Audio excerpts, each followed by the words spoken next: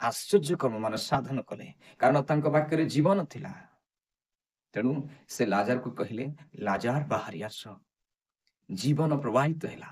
ପ୍ରଭୁ ଯୀଶୁଙ୍କ ମୁଖରୁ ଜୀବନ ପ୍ରବାହିତ ହେଉଥିଲା। ଜୀବନ୍ତ ବାକ୍ୟ ଥିଲେ ସେ, କାର୍ଯ୍ୟ ସାଧକ ବାକ୍ୟ ଥିଲେ ସେ।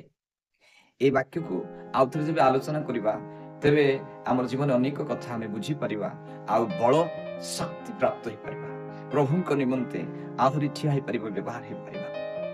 ଜୀବନ୍ତ କାର୍ଯ୍ୟ ସାଧକ ବାକ୍ୟ ପ୍ରଭୁ ଯୀଶୁ ନିଜେ ଥିଲେ, ଆଉ ତାଙ୍କ ମୁଖରୁ ଯାହା ପ୍ରବାହିତ ହେଉଥିଲା ତାହା ଜୀବନଦାୟକ ଥିଲା।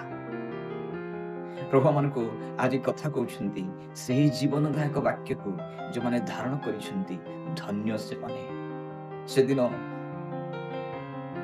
ଆଇବ କହିଲେ, ମୁଁ ଆପଣ ଆବଶ୍ୟକ ଆହାର ଅପେକ୍ଷା ତୁମର ବାକ୍ୟକୁ ମୋର ହୃଦୟରେ ଅଧିକ ସଞ୍ଚୟ କରିଅଛି। ଆବଶ୍ୟକ ଆହାର ଠାରୁ ଅଧିକ ମୁଁ ସଞ୍ଚୟ କରିଛି। ଆଇବ ସେଥିପାଇଁ ତ ଜୀବନରେ ହିଁ ଥିଲେ। ସେ ଏତେ ଭୟଙ୍କର ପରୀକ୍ଷାର ସମ୍ମୁଖୀନ ହେଲେ ସୁଦ୍ଧା ସେ ମରିନାହାନ୍ତି। ତାଙ୍କ ସ୍ତ୍ରୀ ମରିଗଲା ମାନେ ଯୋଉ ପ୍ରକାର ଭୟଙ୍କର ପରୀକ୍ଷା ତାଙ୍କ ଜୀବନରେ ଆସିଲା, ସେ ପ୍ରଭୁଙ୍କୁ ପରିତ୍ୟାଗ କରିବା କଥା ବାଇବଲରେ ଇନଡାଇରେକ୍ଟ ଲେଖା ଅଛି।